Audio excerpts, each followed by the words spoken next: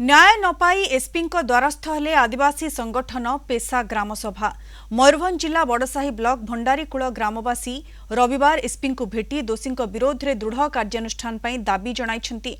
गत 18 तारिख दिन सुवर्णरेखा केनाल निर्माण कार्य अनियमितता होइथिबा प्रतिवाद करिबारु आदिवासी ठिकादार और सेमानंक सहयोगी संघबद्ध आक्रमण करिथिबा अभियोग होइथिला। घटनारे प्राय 3 ରୁ 4 जन व्यक्ति गुरुतर होई चिकित्साधीन थिले। डिस्चार्ज हेबा परे एसपी को भेटिछन्ति आहत व्यक्ति। घटना को 5 दिन बीती जाइथिले भी पुलिस कोनोसी कार्यानुष्ठान ग्रहण न करिबारु एसपी को जणाइछन्ति ग्रामवासी। 60-70 जन लोक सांगरे थाइकी मते अतर्कित आक्रमण करिछन्ति।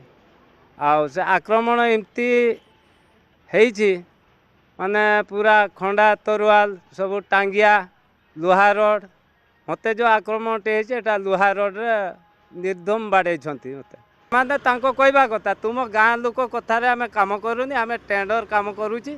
तुम गाँ काम गाँ रे जो काम होछि सेटा तुम गाँ कथारे चलिबो नाही। घर भीतर को बसिकी साथे साथ अतर्कित आक्रमण कले सब घोषाडी आनिकी मते मारपीट सब कले। मारपीट करवा भितर मोर झील थिला घरे, स्त्री थिला घरे।